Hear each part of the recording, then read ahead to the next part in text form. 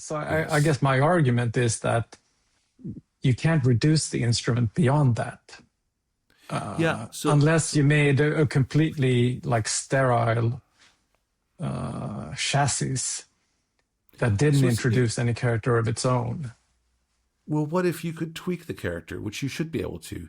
So that character is Yeah, determined by density and stiffness. But there would be ways to.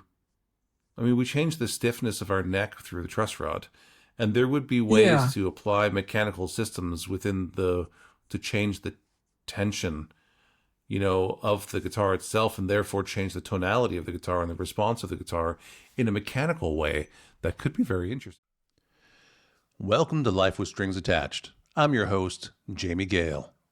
In this episode, I sit down with Ola Strandberg to talk about a shift that's happening right now in the guitar world. The next generation of musicians isn't looking back. They're looking for instruments that fit their bodies, their workflows, and the music that they're making today. On tour with the Boutique Guitar Showcase and at NAMM, we've watched younger players and younger shop staff gravitate towards guitars that are lighter, more ergonomic, more adaptable. Ola has been designing with those needs in mind for years, so his perspective on what comes next is what I wanted to discuss. Together, we explore how the guitar is evolving and what it means to build for musicians of today and the future. I've thoroughly enjoyed my conversation with Ola Strandberg, and I hope that you do as much as I do. Hi, Ola. Thanks hi for being on the Jamie, show. you got it. We got it. How Well, are things with you? thank you. Things are great. Things are, yeah, high watermark, I think. Really good. Really? Yeah. Good for When you. things are really good, I'm not typically a pessimist, but there's just a reality of don't adjust to think this is the new normal.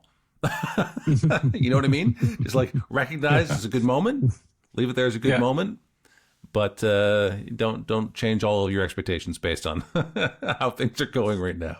So that's fair how enough. things are. Yeah, But no, it's wonderful. Business sounds is good. good, family is good. I'm here in Italy, so the food and the wine is good. All of life is happening right now. And how about you? You've Awesome. been all over the place.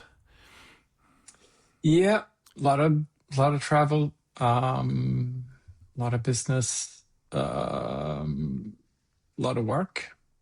Hmm. But yeah, in general, things are pretty good. Good. Yeah, great. Yeah, we had Um, winter kind of started late here. Now it's been on and off, but hmm. yeah, not complaining. It's, Right. I'd rather have summer than winter. Yeah. Yeah. Well, I don't know. I mean, how long do you ever spend without traveling? I don't think it's very long. I think you have active dips into summer-like weather, don't you? Yeah, maybe, yeah, at least a break from whatever's going on here, like the Hmm. darkness. Even if it's warm, it's still dark up here. Right. But Right. How many hours of yeah, daylight would you have at this time of year? maybe 6-ish. Hmm. Yeah, 6 or 7 maybe. And is that the lowest point, or does it get less still as you get deeper into winter? It'll it'll get less. I mean, the whatever winter solstice is Hmm. around Christmas time, I guess. Hmm. So yeah, it gets worse. Do you get down to 4 hours? What's the lowest point Yeah, of daylight? something like that. Okay. So well, maybe it'll be light from 9 to 3, which I guess is 6 hours. So it's probably a little Hmm. bit more now. Hmm. Hmm. Yeah. Yeah. Yeah, I've not been there in the deep of winter, but I've been there a number of times in November, and I seem to remember that the sun didn't get very high in the sky. It just sort of came up and just sort Mm-hmm. of plateaued across and then went down again. Mm-hmm. And that was in the south. Mm-hmm. That was down in Yeah. Malmo, and you're a little further Yeah. north than that. But Yeah. well, anyways, it's an interesting thing to see. I have an exchange student that lived with us for a year back when she was in high school from Sao Paulo, just visited us here in Italy, and she's an architect now, and she's on this travel all around Europe to see all the different types of housing and such to understand local building environments. And she's going to see the Northern Lights up in Iceland shortly, and she knew it was going to be cold. But when we mentioned, I said, "Do they have any? What's the daylight like right now?" She's like, "What?" So it might be. They get a point where there's basically no light in parts of Iceland, and she looked all of a sudden very concerned.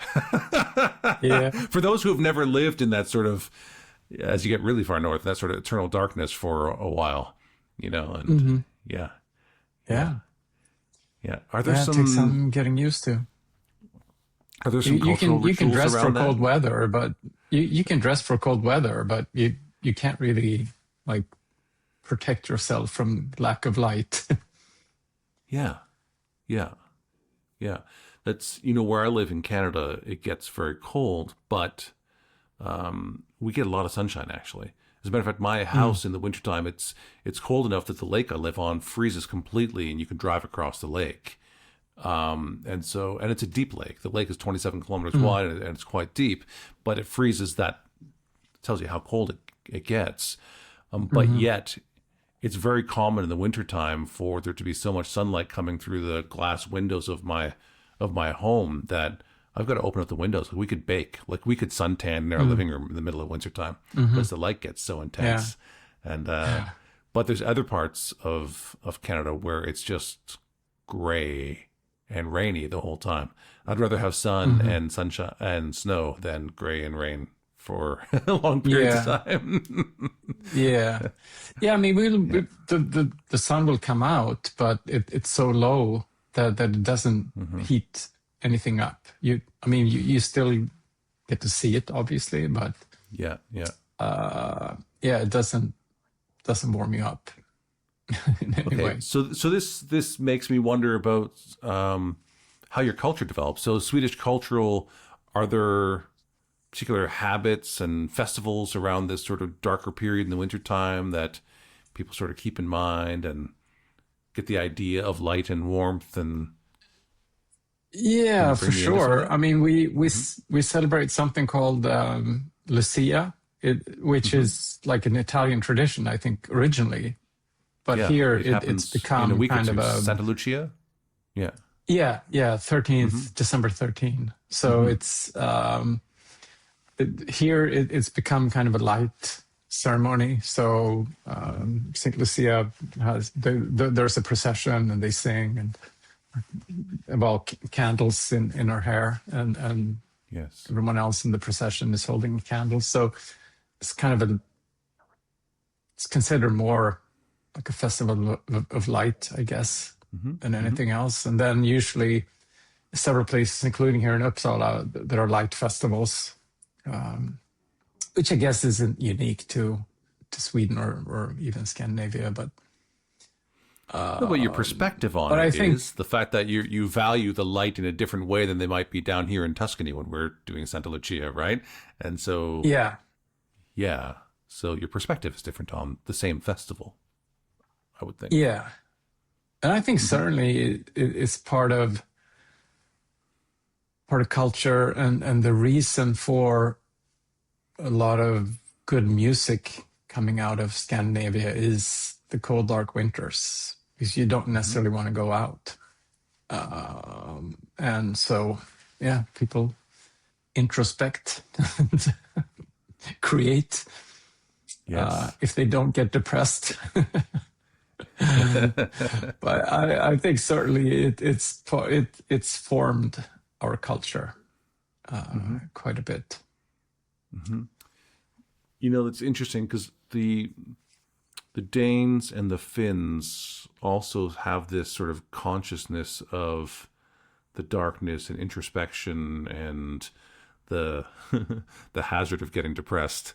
They live also with this same sort of consciousness that you seem to be living with, that you have to be aware to protect yourself from this. But yet, maybe, I mean, as an artist, I think that many creatives we want to feel deeply, and getting depressed is feeling deeply, and so there's a draw to it. There's an allure to this sort of introspection. We write dramatic poems, and songs, and artwork when we feel this deeply, and so there's this tension between wanting somewhat to experience this intense emotion, but this awareness of don't let yourself be taken by it.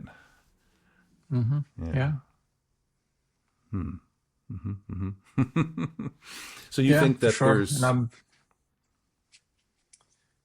mean, I'm also sure that we have to form some kind of I almost said social skills, but I don't know if it's like a skill, but a way to interact with people, because you're confined to indoor spaces. You can't escape, perhaps, in the same way that you could in a different culture, and spend time outside, kind of stuck inside, potentially with other people. I don't know if that has shaped us in any way as well. I'm speculating here.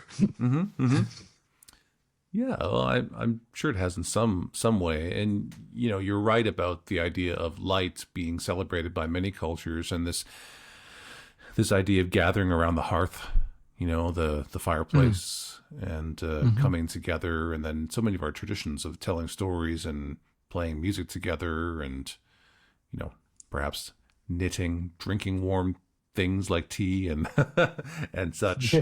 It's this to bring warmth to our systems, is wonderful.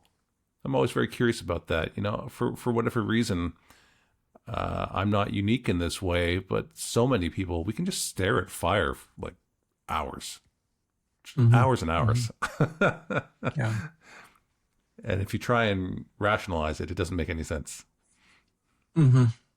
Yeah. Yeah. And you'll also see, I mean, especially in spring, you'll see at least Swedes or Scandinavians, at the slightest like ray of sun, they'll just stand on a street corner and just bask in the sun, and really cherish that it's finally arrived. So that's great. I think I know something that I've heard like other cultures comment on, that Swedes will just stand and look at the sun, kind of thing. And it's considered, they're wondering what's going on. Strange. Yeah. What's we're looking at? Yeah.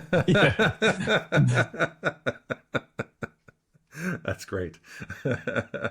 We've missed it. Well, yeah. So, well, wonderful.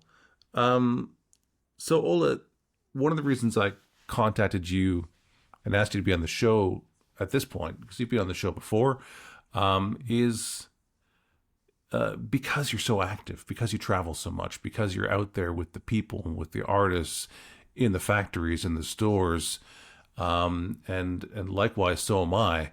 And I have seen some substantial shifts on this last Boutique Guitar Showcase tour. And I thought I want to touch base with a few other people who I thought might also have some insights into this. And so if I can, I'll bring you into sort of what I've noticed.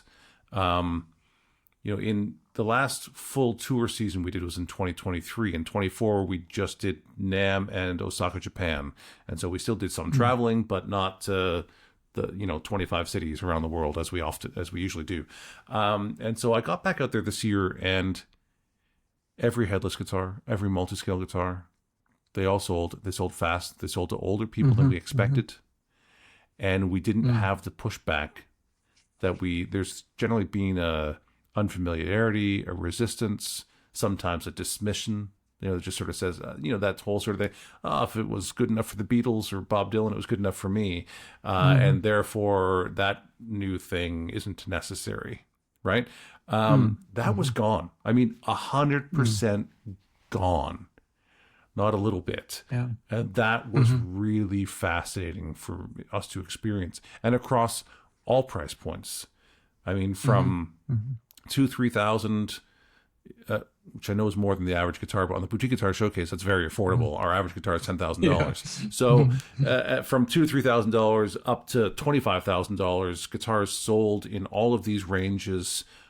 The very artistic one-off pieces like the Mike Sankey Electric Feather, the Toy for Birdfish, Simon Padalka, Dean Gordon, the Strandbergs, the Dingwalls, on and on and on.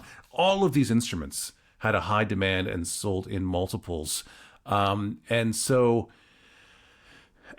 the same time, the more traditional leaning guitars, and again, this is in the filter of the Boutique Guitar Showcase, so the traditional is still a little bit unique within our space, but I mean the things that really are riffing on a traditional design and perhaps are more of a cover song of a classic tune, let's say, embodied in a guitar. These instruments were noticeably less interesting to the crowd. Whereas traditionally, we have done very well with both sides of that. And so it's not that there was nothing there, but it was really noticeable. And then the last part I want to say to that about this is I also had multiple retailers tell me that they used to rely on their own instincts. What they liked, they could count on their customers liking, and that sold. And they can't do that anymore. And so they are relying on their younger staff members, bringing them to the NAMM show, giving them some budget to make some buying decisions. Not all of it, but you can take some money and buy some stuff that that you find interesting that I simply don't find interesting. They're admitting it. They're saying that's not for me, but it's for them. And they're telling me that they started doing this last year. They brought a younger person with them to the NAMM show. They bought 4 or 5 different lines, and all of them were successes for them. And all of them were things that the store founder would not have bought. And so there's a clear changing of the guard here. And that's a good strategy, because some of them just aren't going to make the choice at all. But that's a good adaptation sort of strategy. And so I said a lot there. But that's the basic bit of what I saw on the road, is that novelty and ideas that people had resistance on in previous tours that were niche items, all of a sudden seemed to be open to everyone. They sold to people between 50 to 80 years old, not kids. And it's so very interesting. Yeah. I'll add a data point to that. I was recently in Japan and visited several stores in the Tokyo area with our distributor. Talked to a lot of the store owners in Uchanomizu, and they actually said pretty much the same thing, and they were surprised. They said it as, we're surprised that so many older customers come in and purchase headless instruments. So yeah, for sure, something has happened, and I guess the acceptance has arrived finally. That maybe headless instruments bring something to the table, and that they're as functional as, or I would argue more functional than the traditional guitar. But yeah, it is a fascinating development that I think it's been long in the making. And I'm also noticing, I think, changing of the guards is probably a good way to express it, because many of the individuals who have shaped the guitar industry, who are working as consultants, or perhaps they were innovators. I'm sure a lot of store owners came around at a time when they were young and business were booming, and they're starting to think about leaving the business because they're getting too old. So I do think that there's a changing of the guard in many respects.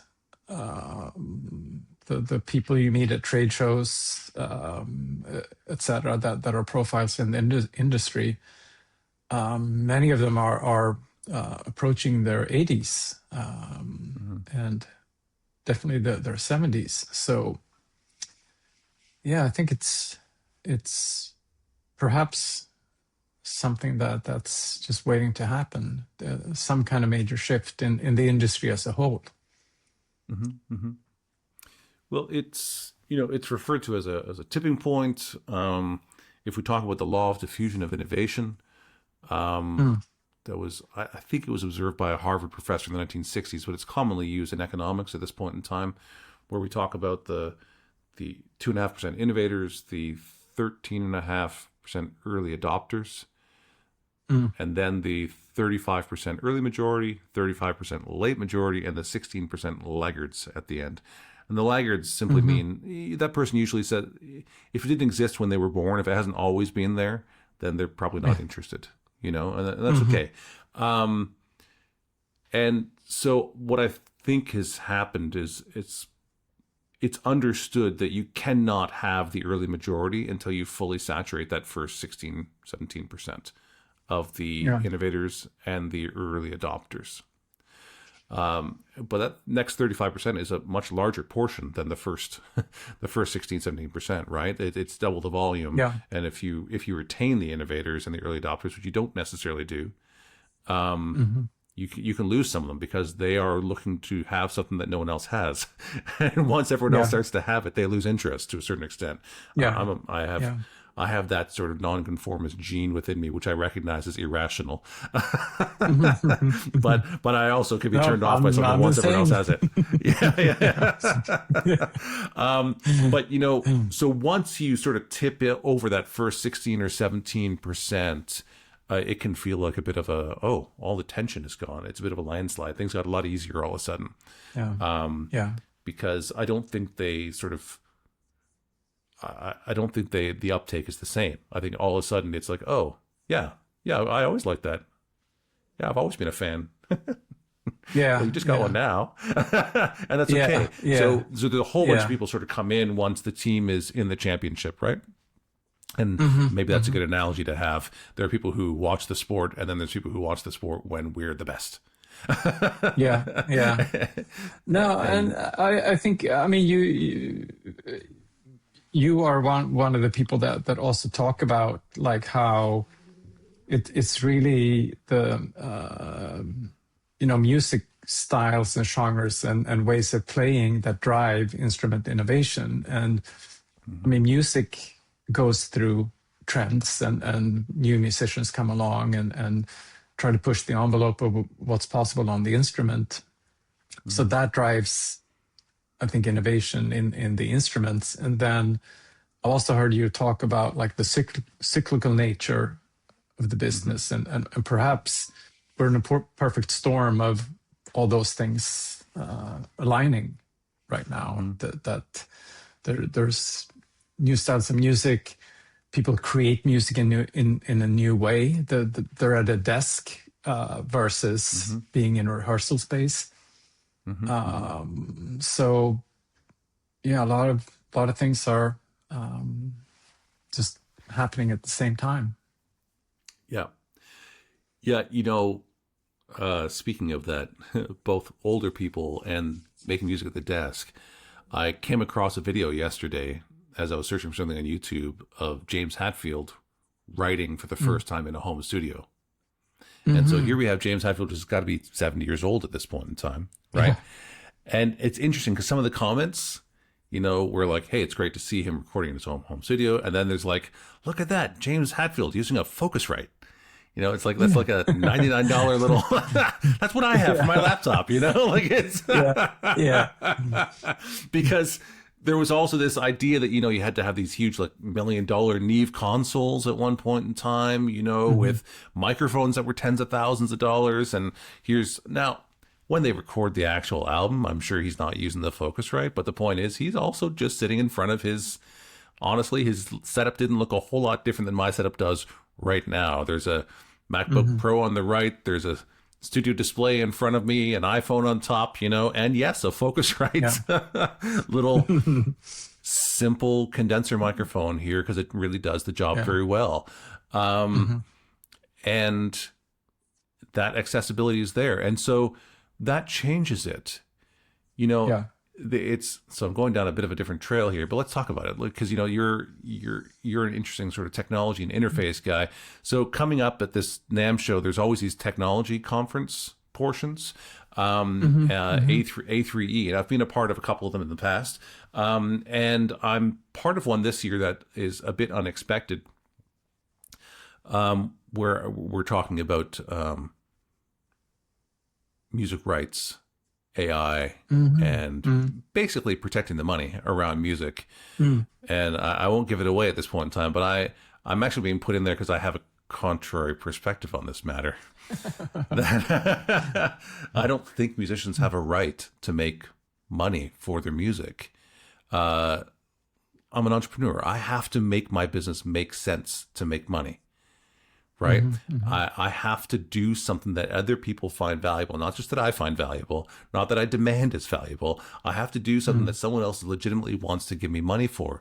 And we have proven over and over and over again that people want to pay the lowest possible price for music. And the lowest possible price is free as much as possible. Spotify is as big as it is because we would rather pay $10 a month to have unlimited access to music than to pay $20 per CD, which is $20 per 10 to 15 songs, and that's the way we always are. And really, though, the point I want to get to is that they were always technological. And so there was never very much money in playing music. There was money in access to music. So access to getting through the door at the club or the venue, access to getting a recorded technology. And the people who started the record industry, it's the record industry, not the music industry. It's the record industry because they sold recordings of music that you couldn't hear at one point in time somewhere else because they were making music in Mississippi that you couldn't hear in New York. And someone from New York would come by and go, man, that's really good. I bet you people would love that in New York. Would you like to, man, you should record an album. Gee, mister, that'd be great. I don't have money for an album. I have money for an album. How about I give you the money and we'll split the profits? Gee, mister, really? That'd be swell. And next thing you know, it's a venture capitalist who is capturing it on a technology and bringing it to a market that doesn't have access to it. I mean, that's where the money is. That's where the money has always been. And then it went from record to 8-track, or from 33 to 45 to 8 tracks to cassette tapes to CDs to MP3s, blah, blah, blah, the whole way. And eventually we found ourselves in a point where actually it was easy to get the music. And that's basic supply and demand. Economics dictate that when there's a glut of both the music and the technology, that the price is lower. And so that means you have to do it on scale or you can't make money on it. And it's not useful to bemoan the fact that you used to make money on it. Figure out another way. That's what we have to do. So, but now that I've laid that, hang on, because the technology part is there. So we're also asking to take money from a system that we don't want to pay into. So the same person who is looking to get money from the system no longer wants to pay for a recording studio or the engineer or the expensive microphones, or the expensive preamps.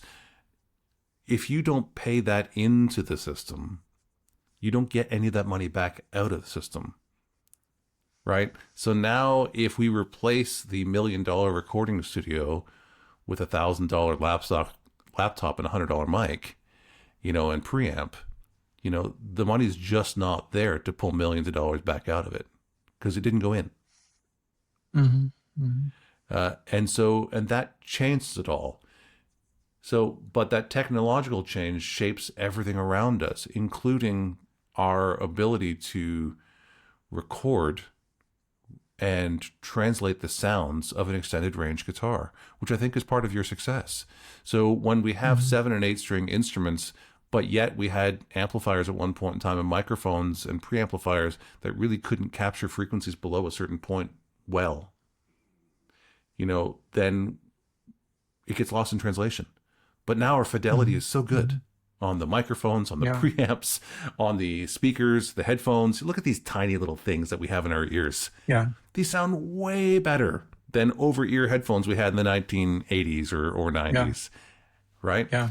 And so this technological change allows us to do more. And so, but it allows us to do more because we have access to it, because we're paying a lower price for it. So those things contribute to the shift now too, right? That your generation guitar can sound good in these. Yeah. And an AI can generate music that sounds like an 8-string guitar, and the listener can't tell the difference. So I guess, I mean, that's part of the scary thing, I'm sure, for a lot of people. And I mean, you talk about kind of it's the technology and delivery mechanism that has where the money is, and now that money is kind of moving from the creator to the tech company that creates the AI that has been taught by, you know, sound created by humans painstakingly. So I guess the music generation part is taken away from the musicians,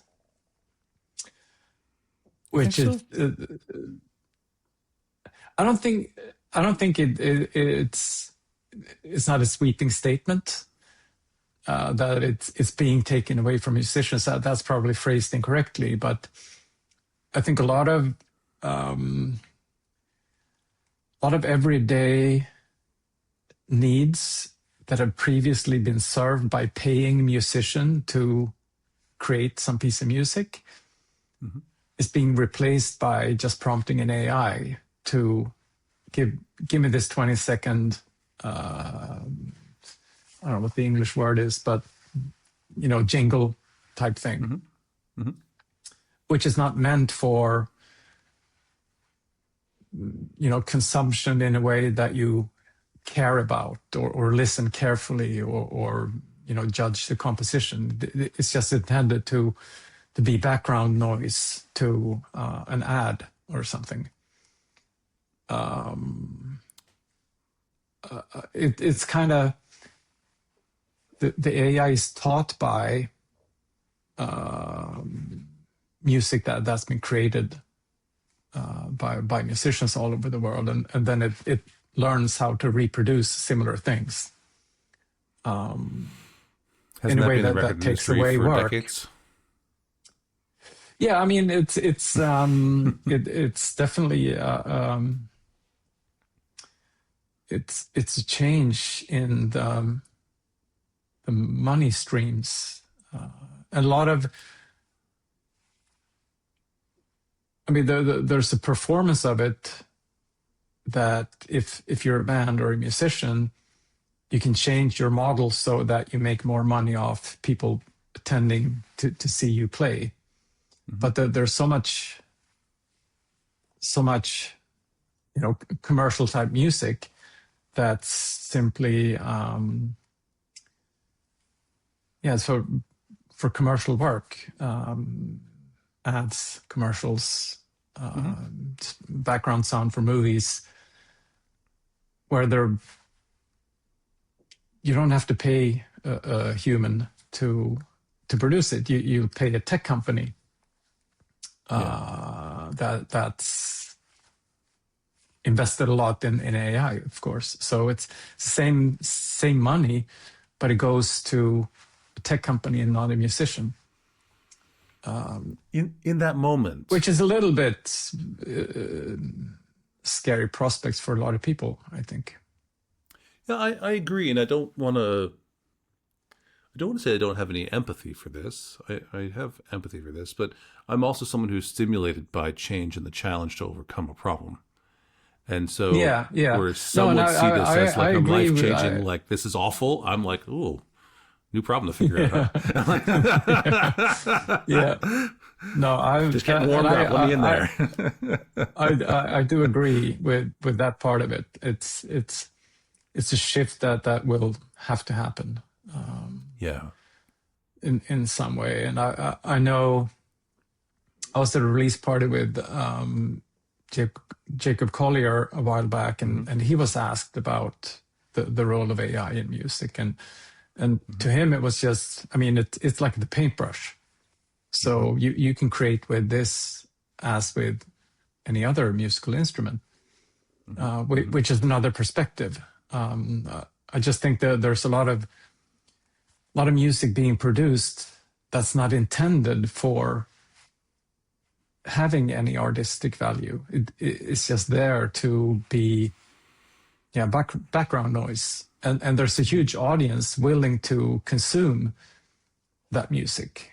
So their needs will be served by a tech company rather than a musician that was hopefully or theoretically paid to perform it.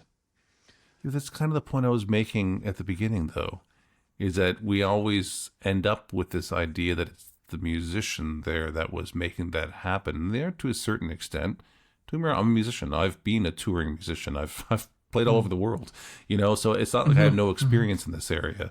At a certain point in time, I said, this is not a great way for me to make money, and I'm going to pursue something else. I still play music. So, this whole idea that you have to make money to play music, most people play music not making money at all. And pursuing music for the sake of music is a very valuable thing. It's perhaps the highest form of music rather than chasing a paycheck. And so, but the thing is, when we look at, say, Joseph Schumpeter's concept of creative destruction, which was addressed about 100 years ago, and we're kind of a couple of 100 years into the Industrial Revolution at this point in time, is that this concept of this new technology creates new possibilities, but of course kills something else. It destroys what filled that space before. So, while at the same time we've sort of decentralized the distribution system, and we've democratized the access to music. Let's say people can, because it's become so affordable to be able to create music, and the AI and the software, all of these things take the learning curve and they really reduce that substantially. You don't have to, you know how much difference it makes placing a microphone in front of a speaker cone? The distance, how close it is to the center, how far it is from the mic. All this is a lot. And you don't get it right at first. These people who are learning to make music now and record music, they're never even thinking about where the microphone is. They're just plugging in and getting an awesome sound that thousands of people, refined over many, many hours throughout history. And they get the benefit of being able to just plug in and just make good sounding tones on their instrument from day one. And so, if you now learn to play guitar and you plug into a computer and even plug into just GarageBand on your Apple laptop, you sound way better than I sounded with my little practice amplifier that I could afford and the wrong distortion pedal, back. And so, our ability to make good music has changed substantially. And so there's a lot of plus on this side, to balance out the negative side of this also. And the amount of good music being made today is really substantial. You have to sort through a lot of it.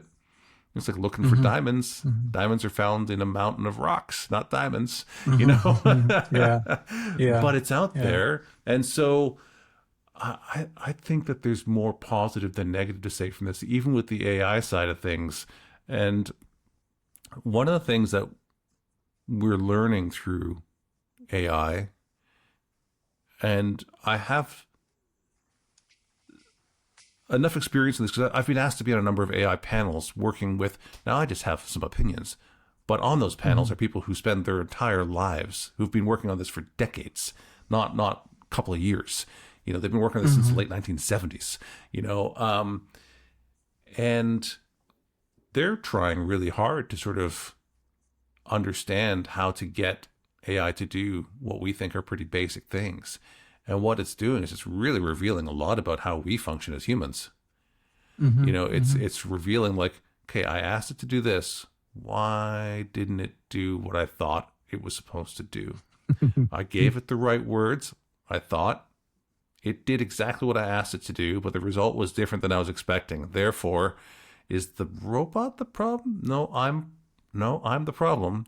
So how do I learn to communicate this better? What don't I understand about my own behavior? Or what don't I understand about the question I'm asking it to do? And this is remarkable for us to learn about ourselves and our capacities. You know, and so Cedar Creek Custom Case Shop is your premier fretted instrument custom case maker, and we invite you to create a musical instrument case unlike any other, one that's unique to you. Every Cedar Creek custom case is hand-built by highly skilled craftspeople using only select woods, Providence Forge hardware, and premium instrument-friendly materials. At Cedar Creek Custom Case Shop, we are dedicated to helping you design the case of your dreams. Find out more at cedarcreekcases.com. I think there's way more upside than there is downside on this. And all the good But things also, we're going to create also are going to destroy some things. And I'll end that and pass it back to you. Yeah, no, tying back to kind of what you were mentioning a minute ago as well. You know, I do spend time thinking about like what would like a truly innovative guitar be, and how can you develop the guitar in ways to like follow along in this technical revolution. And I mean, as it happened, I will also speak at a panel in the A3E exchange during NAMM, but in the context of like onboard AI in musical instruments. And I mean, we often talk about guitarists being so conservative and not wanting to adopt new technology, so on and so forth. But I don't think that that's necessarily true. I mean, talking about all the software plugins, et cetera, that have really pushed the industry and democratized music creation. I don't think guitarists are, you know, tech averse. It's just that the guitar itself is considered, it has longevity. I mean, you expect it to last for 100 years or more. And if you put tech in it, it's going to be, it's probably unusable 2 years from now, because just the pace of technical development. So I think trying to develop a guitar with a lot of onboard tech and bells and whistles, it's different from what a guitar has always been, and it's like a sustainable thing. You expect it to be able to pass it to your grandchildren and for them to pass it to their grandchildren, and you create it's such a physical experience to play the guitar, so you bond with the particular instrument. You don't want it to be like playable, but the tech to plug it into is gone 2 years. So I think that creates an interesting conflict when it comes to developing like a modern guitar, because you don't necessarily want to go down the digital trail and putting like electronics on a guitar, but you can develop in other ways. And then you have to kind of put the tech in a different part of the signal chain where the acceptance and the expectation is that, yeah, this will be obsolete in 2 years, and I'll buy whatever new gadget. So yeah, I've been kind of racking my brain on like how could one develop the instrument in terms of producing new sounds that would be interesting, but without falling into this trap of the instrument itself seeming too proprietary in the eyes of the customer, and making them shy away because they know that it's going to be obsolete in a few years. Again, because the expectation is the guitar will live forever. Yeah. I mean, so I'm thinking about the terms onboard and outboard at this point. And Yeah. that when I bought my first computer, I was grown. I did not grow up with, I was an adult when I bought my first computer. And actually, I bought my first computer because I wanted to sell guitars on eBay. And so I bought a computer and a digital camera at the same time. Digital cameras were quite new at the time. I think I had 2 megapixels on my Canon Digital Elf is what I had, at the time. And a Hewlett-Packard PC of some sort. But at that point in time, like, you had to upgrade or replace your computer every 6 to 12 months. Like, technology was changing so fast at that point. And I guess retrospectively, the computers were so limited. But now I do have a new laptop currently, but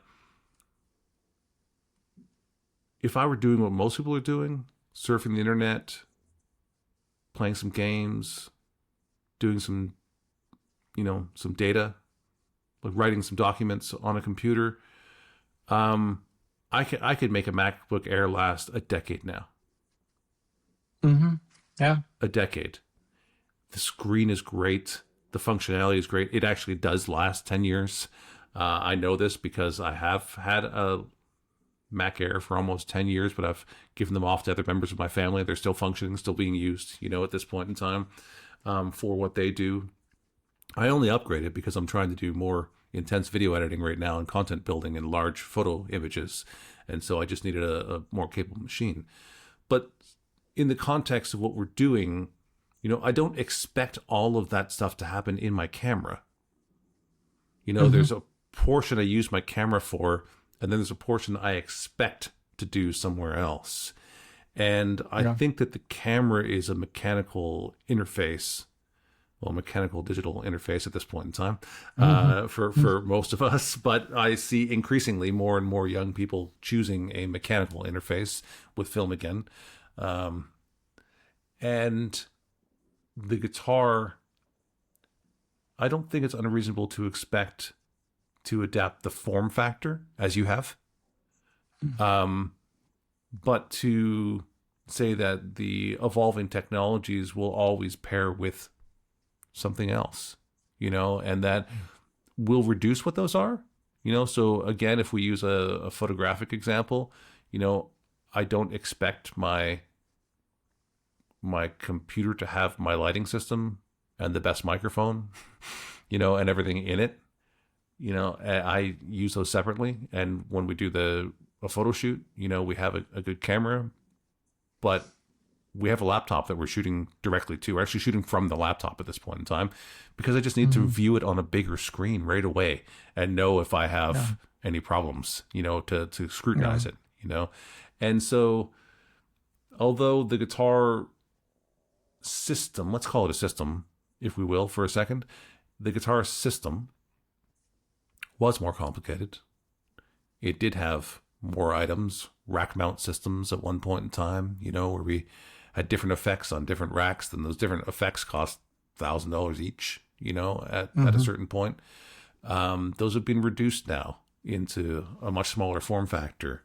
And we might have had multiple pieces, a cabinet, a head, different cable coming off it. If you're really into your gear, you might have put a power break between the head and the cabinet.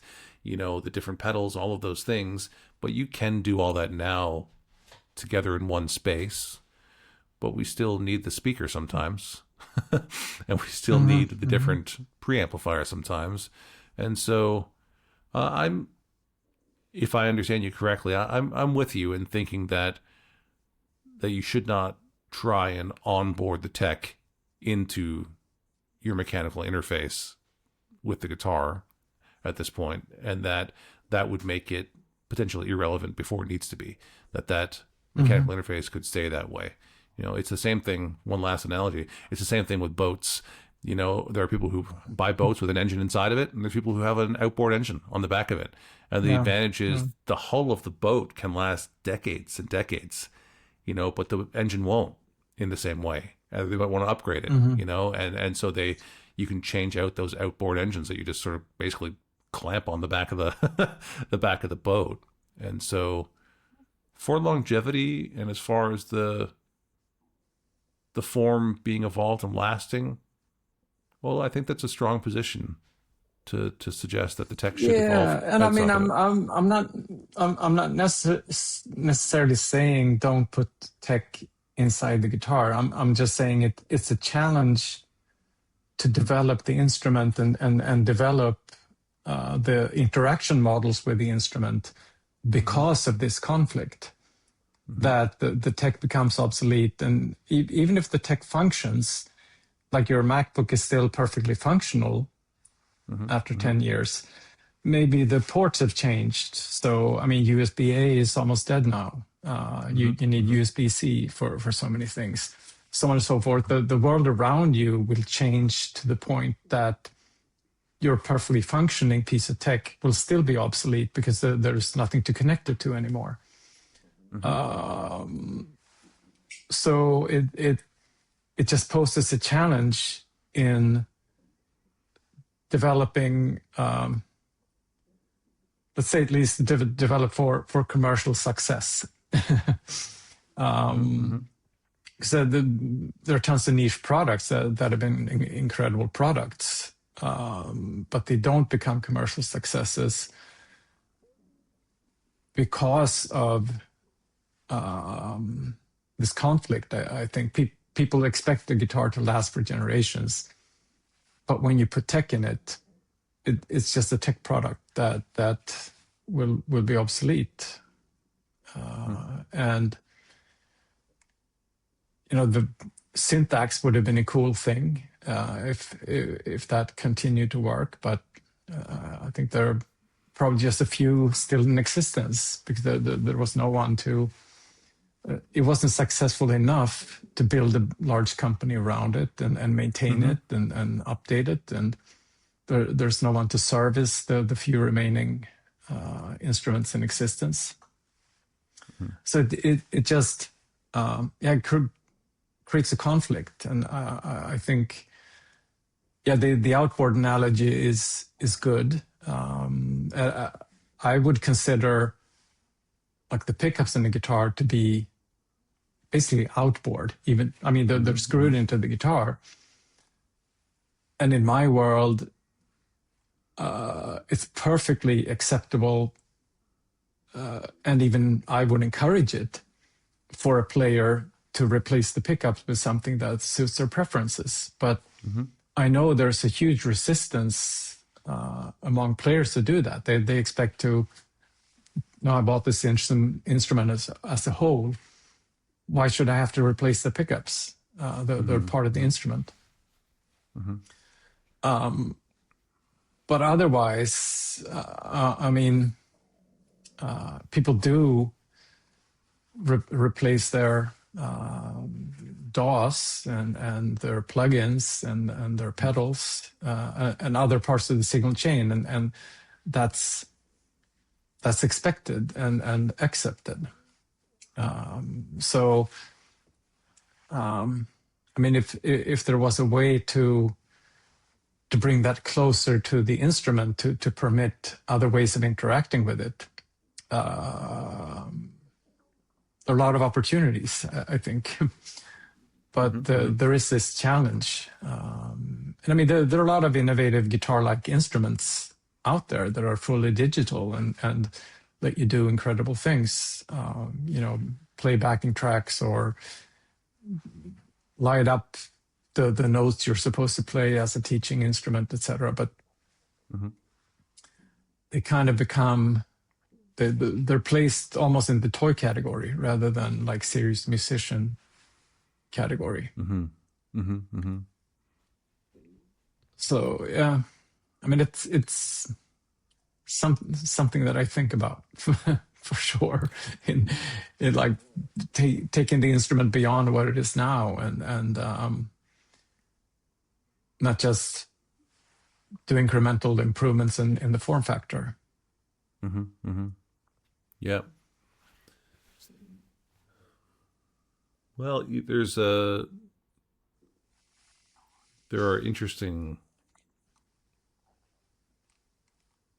There's a lot of possibilities, but I think that you're wise in thinking about it as a long-term proposition that the musical instrument and it has should to be. last And I think centuries. Really. And I think it is a matter of sustainability as well. I think it's just from that perspective alone, it's worth thinking about it.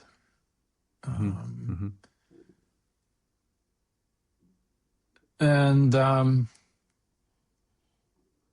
tying back to another thing you said before about like placing a microphone in front of a speaker cone, it's also interesting that we still, I mean, the more developed modelers, they still have the concept of like a virtual microphone that you place in front of a virtual speaker cone. So it's not gone away, but there's no alternative like terminology to talk about what you achieve by moving that microphone in front of the speaker cone or replacing the tube in your digital modeler. So that I do think that's another, that would be an interesting area to develop is just the terminology around the sound that comes out of your signal chain, and discuss that in other ways than what you achieve by moving mic in front of a speaker cone. And I'll be curious to see when that shift can happen, because like you said, I mean, people growing up now, they've never seen a cabinet with a microphone in front of it in person. So I think that's definitely an area where I think technology and AI could play a role if you could. And I'm pretty sure you can already kind of just prompt an AI to say what you want to achieve. I want to sound with describe it. A lot of distortion. No, I want a factor, or take away some of the mid frequencies or scoop the sound, or there's probably an interesting way of like developing a new way of interacting with your signal chain. But I think that what you just illustrated, intentionally or not, is that all of the language we use is narrative. And so when you say a term like make it fatter, well, that's nonsense also, but we know what it means, and when we talk about scooping it, well, what are we talking about? Well, the term scooping it, comes from being able to see a graphic EQ and literally making this sort of scooped sort of motion where you take the mid-range frequencies out of a linear line of EQ sliders, right? And so that's also a commonly shared experience that we can communicate through a narrative that the other person then understands. And so, do I think that the modelers will always have a reference to where the mic and speaker are? I think probably not. But just like language, there are words that fall out of the language because they're not useful anymore, because we don't have that experience anymore. The people who knew what that was, they're kind of gone, right? And and so, a person, today who's, let's say, 20 years old is highly unlikely to have ever experienced the frustration of making the wrong movement on a rotary dial phone and waiting for it to reset, right? You pulled it down, it reset, you hit the next one, you reset, and you screwed up the sixth number out of 7. You're like, damn it, I got to start over again. You pull the damn thing around, it goes up, you pull it around. They don't, you're laughing because you remember and you know exactly what I'm talking about. You're probably feeling that little circle on your finger even as I'm talking about it, because it kind of rotated around your finger as you did it. So we have the shared experience that allows us to communicate in a narrative about it that other people would be, I'm sure there's people listening to this podcast going, yeah, I don't know what they're talking about. We just lost them because they don't have that shared experience. And so, communication with the language, that's going to change. And I'm sure even though there are things that have been now constants about the guitar for almost 200 years, since about 1850 or so with Torres and Stauffer and such, I'm very sure they didn't use the same set of terms that we use. That would have evolved. Well, heck, the languages themselves were Spanish and German, but and here we are, talking about it in English, and so the terms themselves will have changed, but the functionality of the instrument hasn't changed all that much as far as, and that's what defines it as a guitar. Otherwise, how far can we go before this ceases to be guitar at that point? The guitar itself already is very hard to define, comparatively speaking, to other musical instruments because of the variance within it. Yeah. No, that's very true. And when does the guitar stop being a guitar? Where do you draw the lines? Right. It's not easy. This space is normally reserved for brands who make stories like this possible, like the Dario and the Cedar Creek Custom Case Shop. If your company belongs in this conversation, let's talk. We partner with brands who value craft, culture, and the quiet power of a well-placed idea. Yeah, if the evolutionary scientists are correct, there was a point where it became lizard from fish and a point where it became bird from lizard. Right?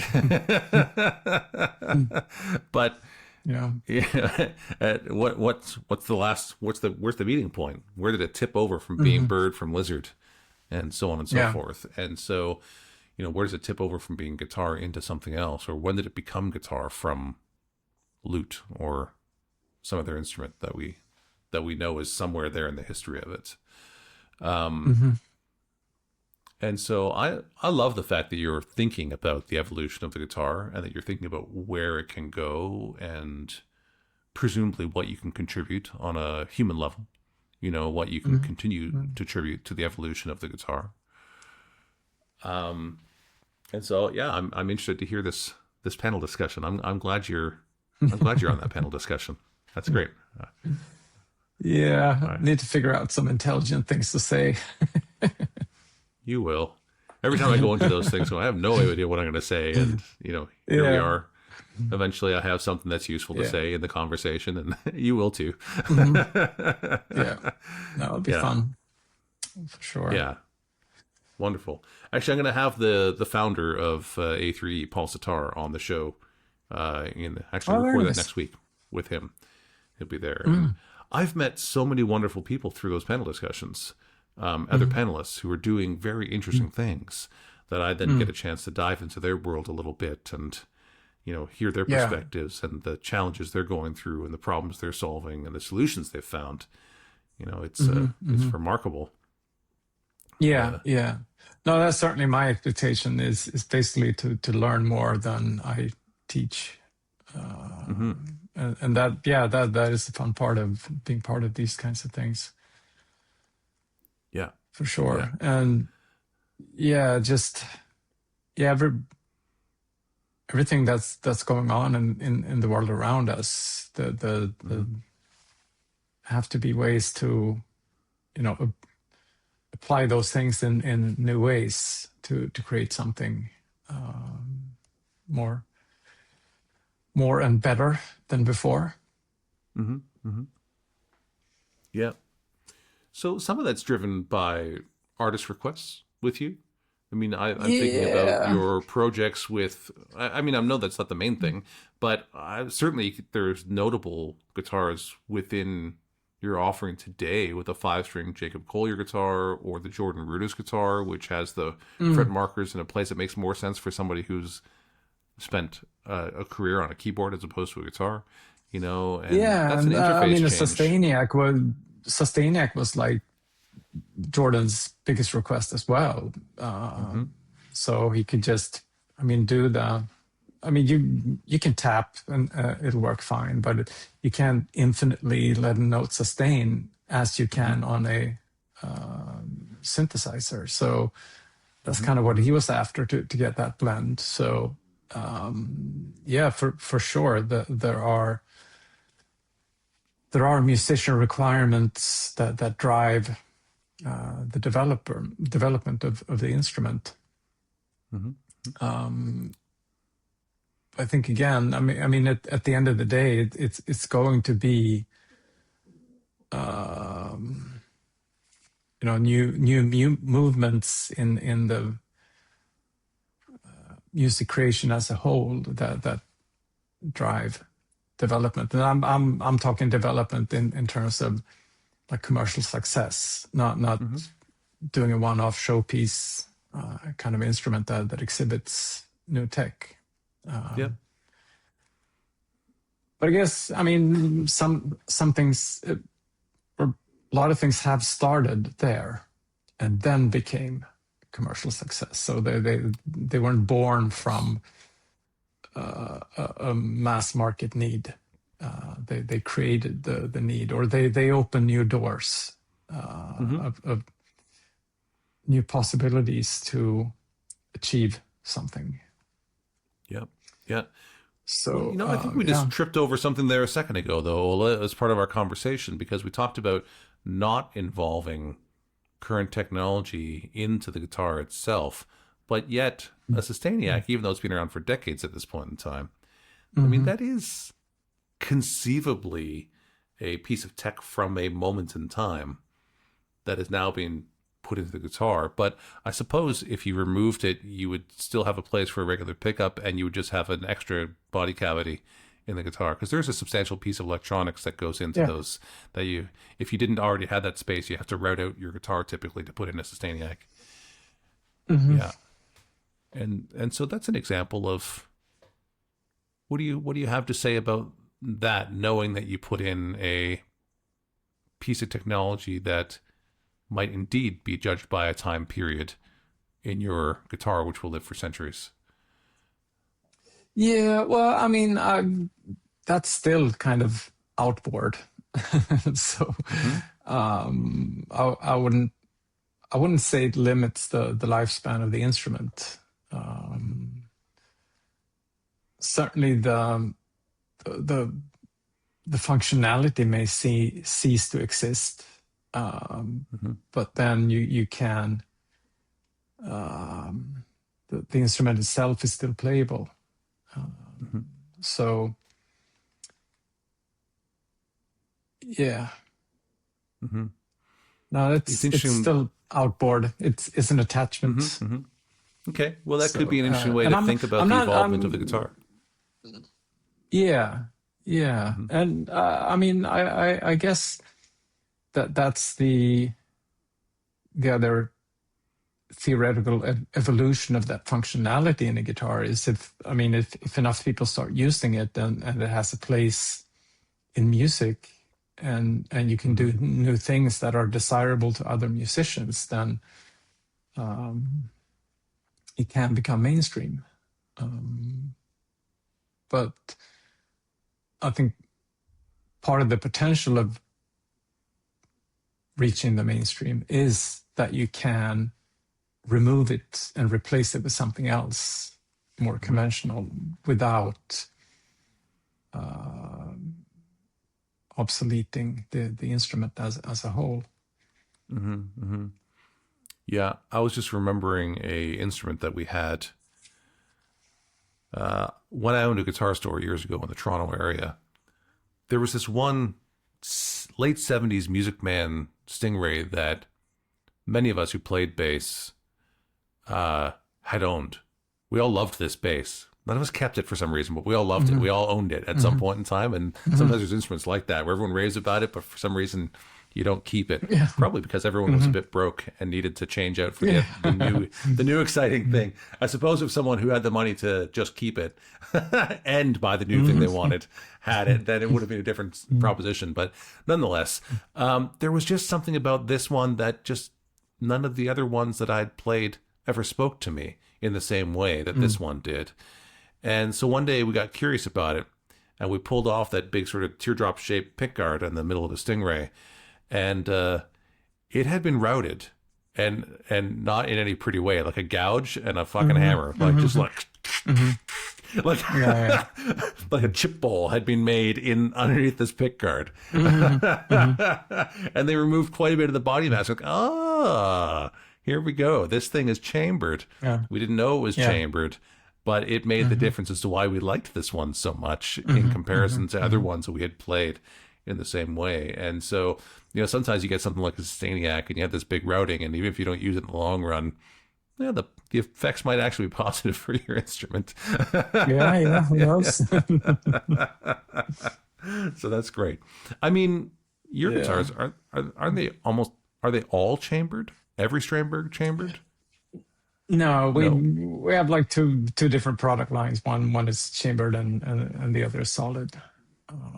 So we do both. But having said that, the mass of the body is still considerably less than a conventional guitar, simply because it's smaller, and even the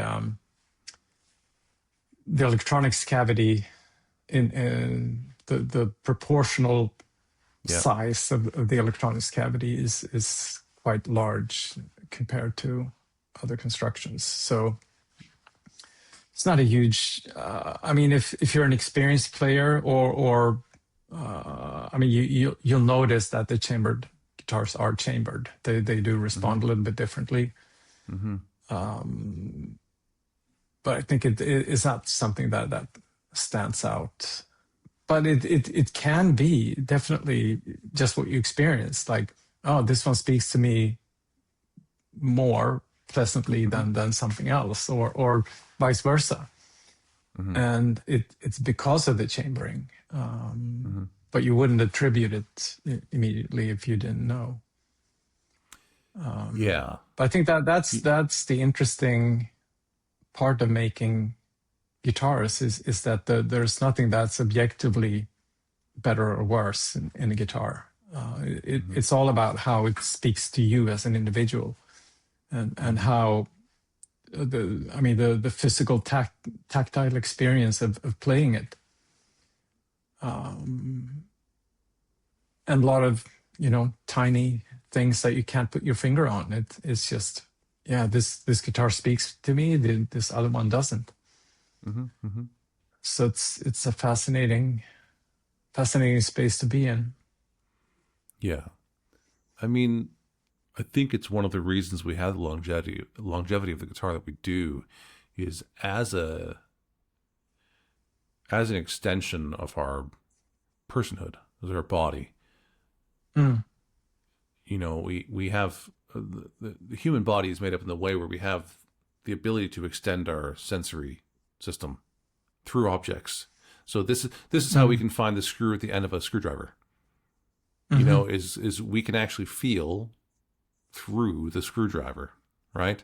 And so we're able somehow to extend our body through our physical senses. And when we interact with a mechanical object versus a digital object, so the digital objects are recognizing this because we have haptic responses built into our phones at this point in time, right? So that we can feel things happening. That's an additional sense that was lacking at one point in time. But the guitar very specifically interacts with our fingertips, perhaps one of the most sensitive parts of the human body, where we reach out to the world to experience and understand things. And that's where we interact with the guitar in a way that you do not interact with, say, a saxophone. They hold the keys, but the dynamics of what a saxophone player is doing has to do with their mouth, their embouchure, and their tongue, and their lungs, not so much their fingertips. You know, now I'm not a saxophone player, but I think I understand the mechanics of the saxophone enough to make such a claim. And so one of the great advantages to the stringed instruments is exactly how much response we can feel in the movement of a string. And that movement of the string is dictated by how much of the energy is transferred out of the string into the body of the musical instrument and how quickly that happens. We call that attack, right? Or sensitivity with the musical instrument. But we're feeling that in our fingertips, that thing that we extend out to the world. Yeah. And there's this give and take with the guitar, this sensory response that is, I haven't thought this through well. I'm exploring this really right now with you live in the moment a bit more, that I don't think there are many musical instruments outside of the stringed instruments that have such an immediacy of response, that are so sensitive, that we can get the immediate feedback loop in the same way that we can get with a stringed instrument and guitar. And I mean, I think that's actually also the opportunity for tech on board a guitar, because I mean it's that attack that defines what's going to come out on the other end, and that characterizes the instrument. And the closer you can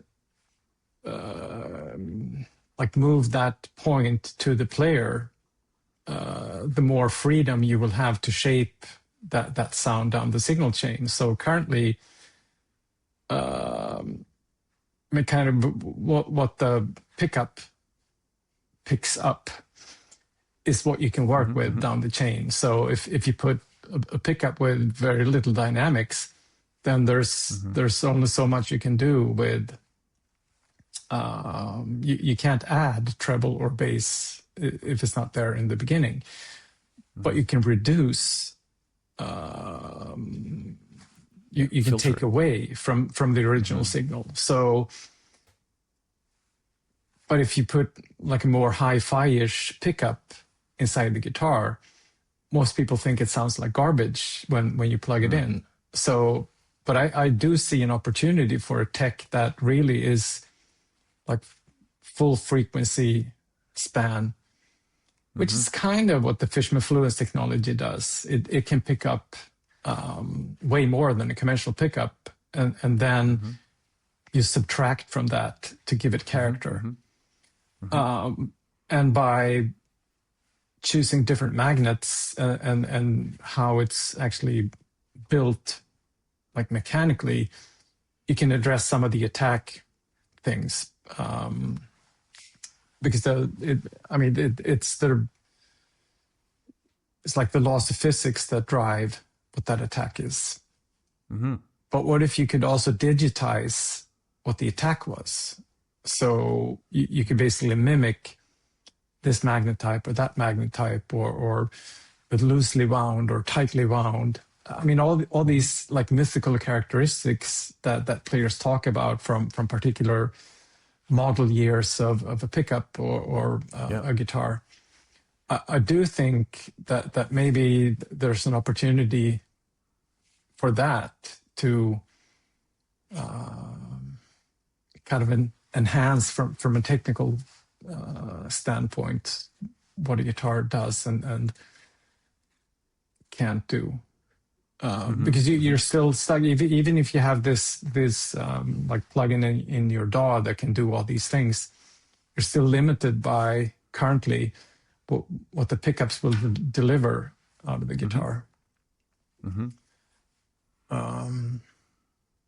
It filters your experience. I don't know. Yeah. But then I mean that other the last interface, which is between like the strings and the player, that is the instrument in a way. That's like the least the lowest component that you can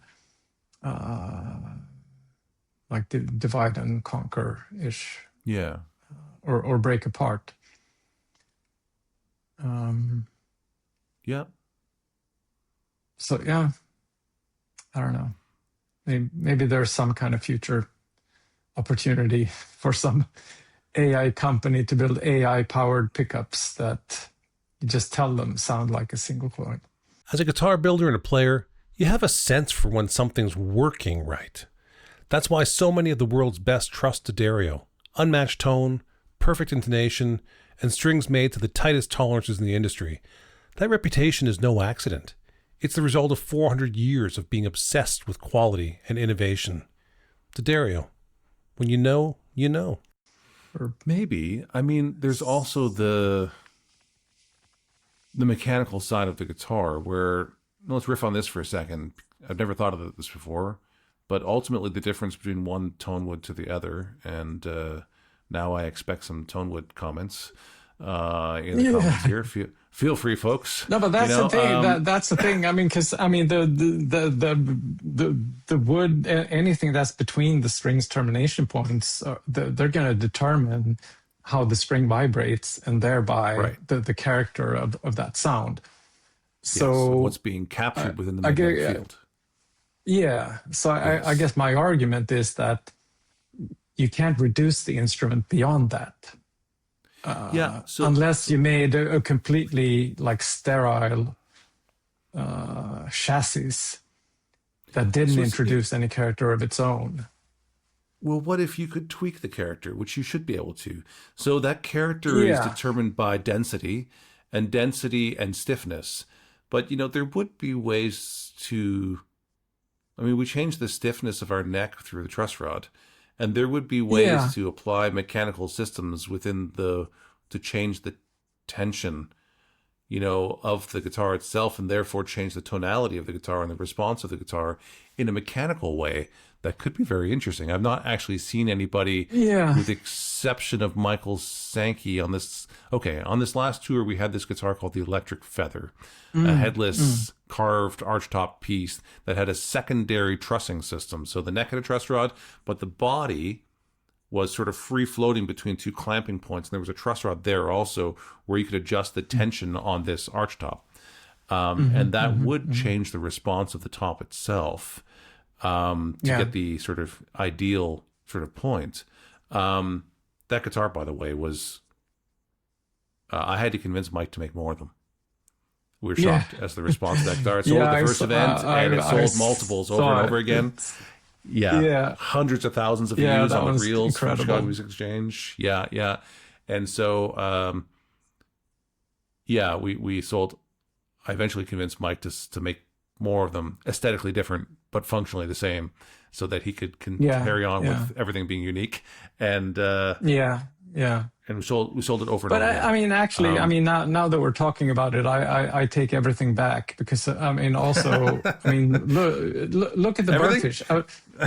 No, not everything. I take back what I said about the guitar itself being like the lowest part that you could decompose, but that's not true, because I mean, look at the birdfish with the tone bars, and I mean they change the character of the instrument. And I've seen other attempts of like having modular blocks of wood. You could introduce like other pieces of wood, and I've toyed around with the idea myself of having like the part where the bridge would be secured. My theory is that portion would influence the sound more than a lot of other pieces, because that's a point where the energy transfer goes from the string into the body. So it's emittance. If you would weaken, if you would weaken that point, or make it absorb more vibrations or reflect more vibrations, or through changing the density or changing the word am I looking for? Like the stiffness or Yes. just the flex of it. You can definitely alter the response of the instrument. Yeah. Jens Ritter's and Princess Isabella is hollowed under the bridge by itself, and that's part of how he made a very thin guitar, his attempt to make it sound more like an archtop guitar. And you'll notice if you look at that guitar, there's an oval sort of piece of maple typically, or ebony underneath the bridge, and that's over a cavity. The instrument is solid, but there's a cavity just there where the string emittance transfers into the body, like what you're discussing. It's not interchangeable, but it's him trying to work with filtering the emittance as you're discussing. Yeah. But again, a lot of these things, they're points of failure, like in the longevity of the instrument kind of thing. And when the maker has passed away, could you ever get it serviced again? I mean, there are all these aspects that I think in the eyes of the, I'm going to say customer, in the eyes of the customer, it's a high risk of limiting the lifespan of the instrument, even though it's technically possible to do like a modular construction. If there's no one around to make replacement modules for you or replace a lost or broken one, then it limits the longevity of the instrument. But certainly, if there would be ways to achieve, actually changing the character of the instrument itself. But I guess kind of at least where my thoughts started was like how could you move it into the like digital realm or the signal processing, if we consider the guitar itself as some kind of chassis that you won't mess around with. And acoustically would always sound the same when you played it, but whatever comes out at the other end, I'm sure there are ways to like change the attack of not the instrument itself, but at least how it's picked up by the starting point of the signal chain. And basically, there are, I don't know enough about impulse responses, but the equivalent of having like an impulse response in your pickup,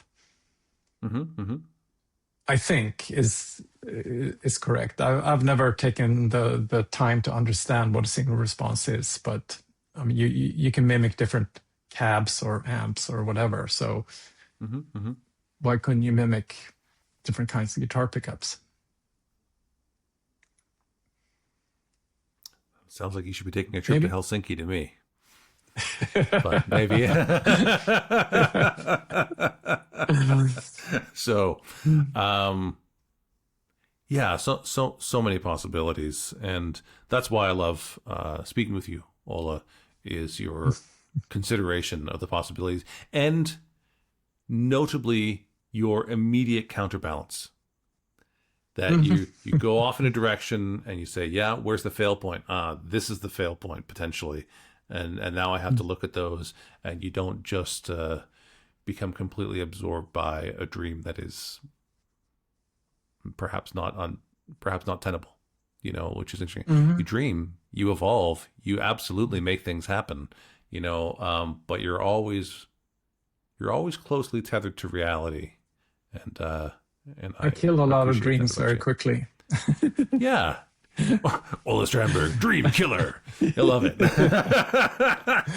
Actually, I do want to mention something. Back in the day when I was in software, I ran a consultancy for a period of time, and it was called CUT Consulting, and CUT with an exclamation point, consulting, and that comes from a construct in the programming language Prolog, and Prolog is based on recursion.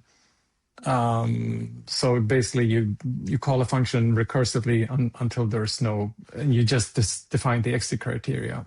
And there's a construct in Prolog called cut, which is basically terminating a decision tree as quickly as possible. And that kind of spoke to me because I think it makes sense. So yeah, just cut the decision making as soon as possible when you understand that there's no point in continuing. Yeah. So maybe came back from maybe that's it. Carry on.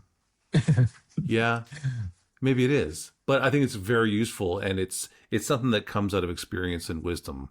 I think because I came back from last year's NAMM show with all these possibilities, and I'm not the kind of guy that has one idea and that's going to be the thing that I do forever, right? And so my problem is always limiting which idea do I give the energy to, right? Because there's always an infinite amount of ideas that I could follow. And so I came back from the 2025 NAMM show and wrote on the big whiteboard in my office all of the ideas, and then in big red letters I wrote, grow it or kill it now.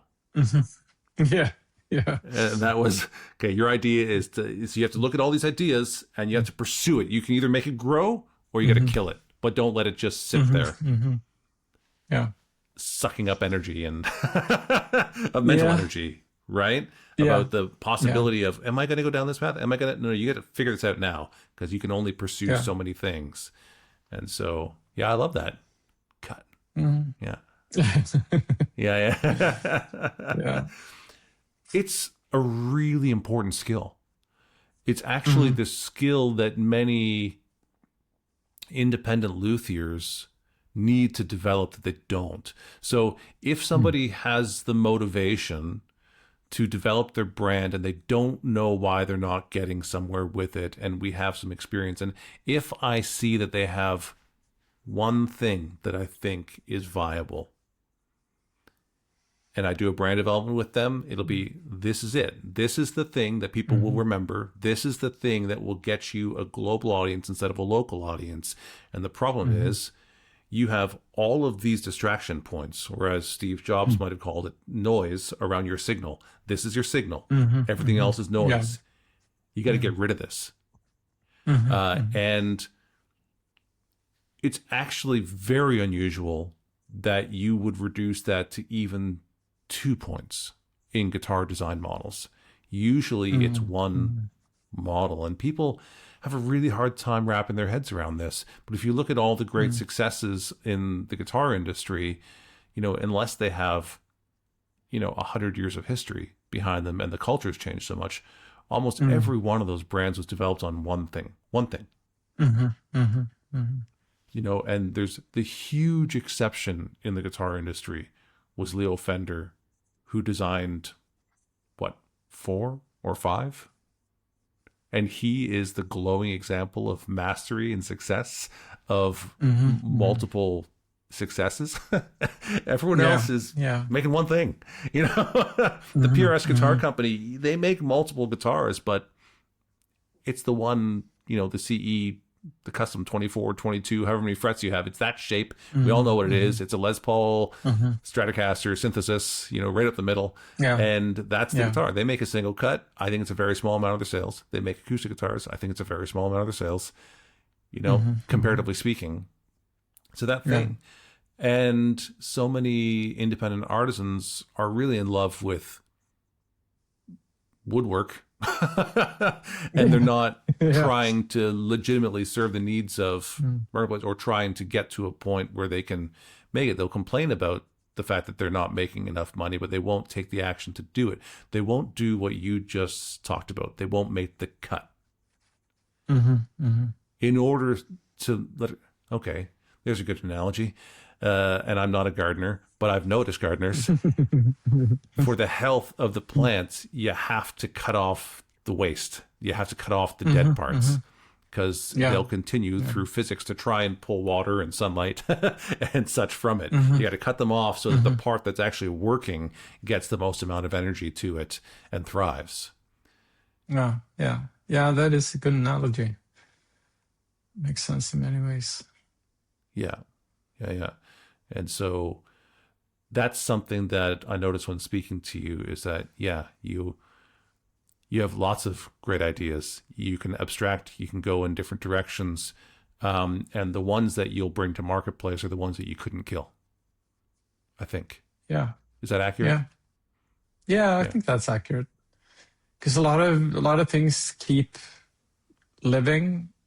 I mean, it goes in ebbs and flows and the phases. But the cost of them staying in my head is pretty low. So it's okay to keep a lot of things like percolating.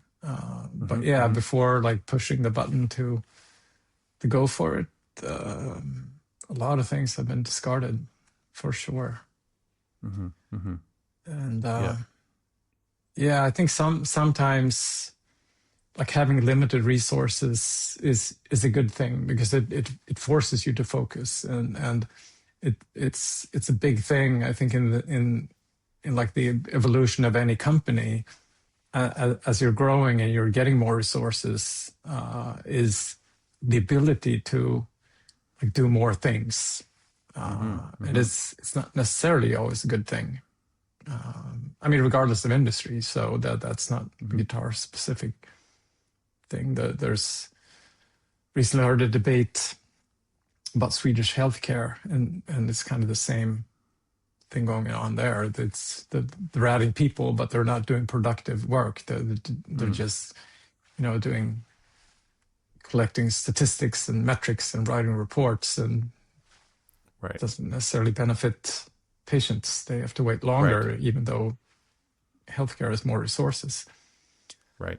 So I think that's true, and I think that is also the challenge of going from a one-man luthier shop or one person, I should say, to a team and a full company. Yeah. But yeah, it's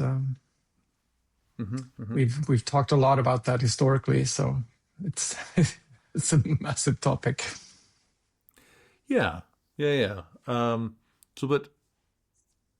For me, a big takeaway from this conversation is going to be just the remembering of that cut, and that really is what it takes, if you want to get to that next level, and at this stage of my career, I have guitar makers contact me pretty much every day, looking to be a part of mostly the Boutique Guitar Showcase, that project that I do. And, I have to find clear enough ways that it's helpful, but not so clear that it's hurtful. I always I want everyone to succeed. I want to help everyone I possibly can. But I have to have something to work with, right? And I can't do the work for them. And so, really it comes down to what message they're sending. And often the message is so convoluted because they'll make anything someone wants them to. So, well, then, infinite possibilities is chaos. Yeah. And so we need to get you somewhere between chaos and order, where there's something inspiring that is identifiably you, not just everything we've seen. That's order, right? To everything understandable. So, but you need to find yourself somewhere between infinite possibilities and being understandable as you, but looking at that guitar and saying, oh, that's a Strandberg guitar. I have no doubt that's a Strandberg guitar, right? Yeah, and that's the big challenge, and that doesn't come from infinite possibilities. That actually comes from making the cut. Yeah. And that's where I started. I had like a full custom shop, but it was in the confines of the body shape and the hardware and the nature of it being headless, etc. So it was full custom shop, but within some pretty strict limits. Yeah. And I mean, I would adapt the body shape to match whatever relationship in the multi-scale that people wanted, etc. And there was 6-string, 7-string, 8-string, even 9-string guitars. So obviously there was a huge variance, but I mean, the defining characteristics, they were there and non-negotiable. So, yeah. It needs to be understood. Yeah, I want to mention, so our travel guitar that still hasn't made it past, the prototyping stage, started as kind of a design experiment with, the limits there was the frame has to be made from titanium, sheet metal titanium. And that led to the design. Then we started looking into how could we put this into some kind of more serial production, lower the cost, and the obvious choice is doing it out of aluminium rather than bending titanium. So we explored that, and they basically came back to us and said, yeah, we could bend it, but it's actually going to be cheaper to machine it out of a solid block of aluminum, which boggled my mind, but still.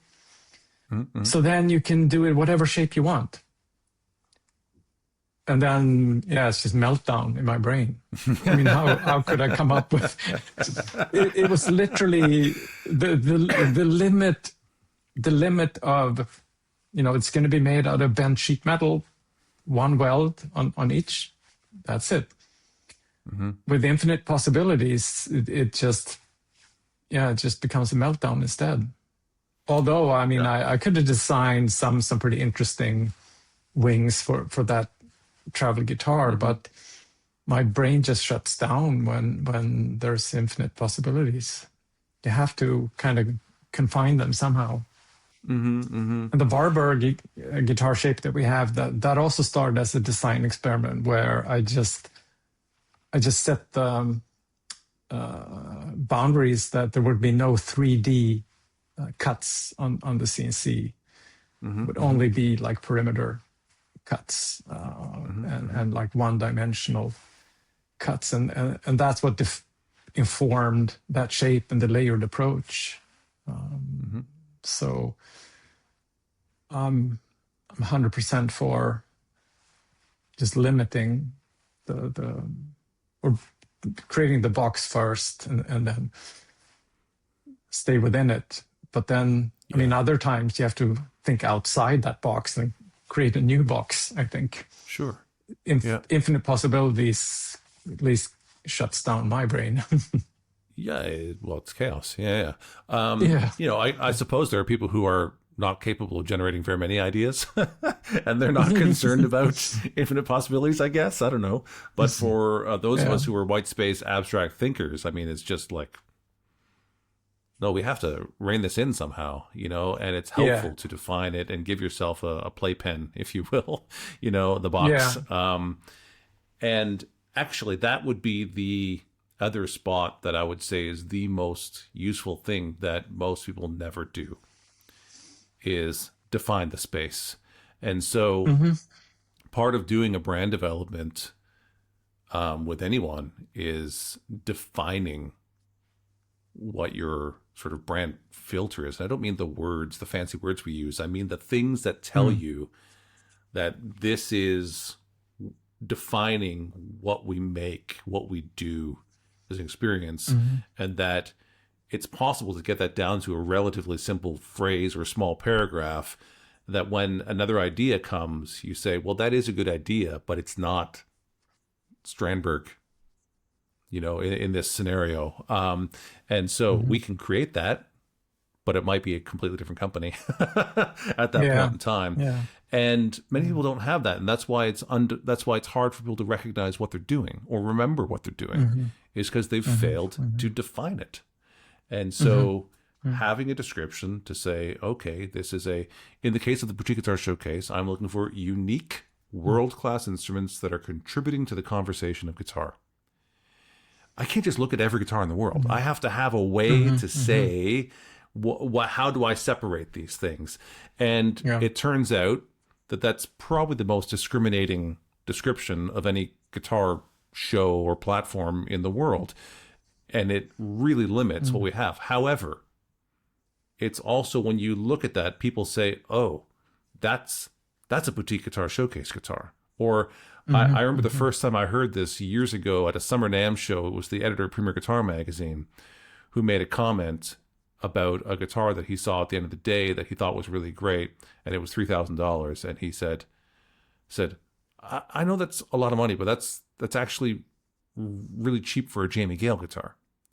And so in his mind, he had defined it not as boutique guitar showcase in the moment, because he already knew me for a decade or more before the boutique guitar showcase, but as a Jamie Gale guitar. Okay, that's useful, right? And it helps me understand who I can work with and who I can't work with. And if you're running a company, those filters that allow you to understand that, it's understand who you are, what you're doing, what your purpose is, what you're trying to accomplish in the end, also understanding how much money you need to make in a year, a month, a week, an hour. Having those ideas already defined in your head helps you make that cut. Years ago, when I had a distribution company, I used to drive to the airport, so I didn't pay the final truck and tailgate fee, because it delivered to a house, not a loading dock. So you have to pay for the elevator at the back of the truck, which is an extra $150 plus the delivery, whatever it was. And I would drive to the airport, and then I did the work to say, okay, I need to make X amount per year. That's this week, blah, blah, blah, this much an hour. Oh, I'm spending 2 hours to save $150, but I need to make more than $150 in 2 hours. And so I'm not saving money at all. I should be on the phone making a sales call or an email or something else, and I should pay for the $150 tailgate. And unless you know that, you can't calculate what it costs you to take 4 days off to go to a trade show and stand there looking at guitars. Like if you're an individual guitar maker, that is, right? But even as a company, so we're going to shut down the office. We're going to take 6 people out of this place. We're going to go to Anaheim, not for 3 days, for a week, or 10 days, whatever it's going to cost. And that's X amount of people. It's not just the cost of the floor space and the flights. It's the cost of you not doing whatever else you normally do. That has to be calculated into that. And then understanding that allows you to make those rapid fire decisions. You run a company, I run a company. And so I have to make quick decisions. And sometimes the people who I work with are like, you didn't even think about that. It's like, well, it's not that I didn't think about it. It's just I had pre-thought about it enough to understand it, that I made a calculation in my head that you thought was unreasonably fast because you hadn't already done the work to understand what I already understood about that scenario. And so it looks like you're cold and to calculate it. But it's what it takes to do a lot of stuff and get shit done. And Ola, you get shit done. Because you cut Ola Strandberg, Dream Killer. Sorry, man. I'm gonna write that on my bio. Perfect. Ola, thank you so much for making Inspiring Guitars, for contemplating the world of guitar, this obsession, this shared obsession of yours, mine, and our listeners and viewers, as much as you do. I truly believe you've made a substantial contribution to the guitar, and that we're all better off for it. So thank you for what you do. And well, it's been a pleasure doing it. Yeah. And I intend to continue for at least a little while longer. Good. Good to hear. There's a lot more to be accomplished, for sure. Wonderful. So Ola, I always throw it back to the guest before we wrap up. Is there something you want to talk about today, something new that you're working on, or a topic or question you had for me, anything that you were hoping we'd cover today that we didn't cover yet? No, I mean, working on some interesting things that are very close to being unveiled to the public. So there is a lot to talk about, but I won't today. Okay. This isn't live. But soon. This will be released a few weeks from now. So maybe do we want to pre-record something and release it with your marketing team? No, all right. It'll come soon enough. But yeah, all right, listeners, I tried. We've done a lot of. Yeah. It's been a long journey of cutting decisions trees right, left, and center, and I think we've really truly arrived at something really good, and I'm excited about it. And we're getting to the point where there's like nothing more we can change now. There's nothing left to do but sit back and wait for it to become reality. It's an interesting point.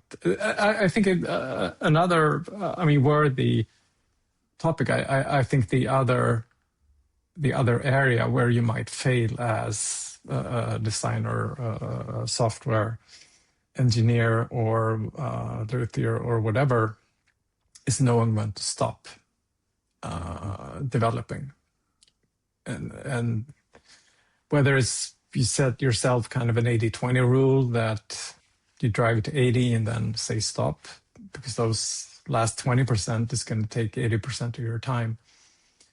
I think that's an important, I don't know if it's a skill or an experience, but at least knowing when to say this is good enough,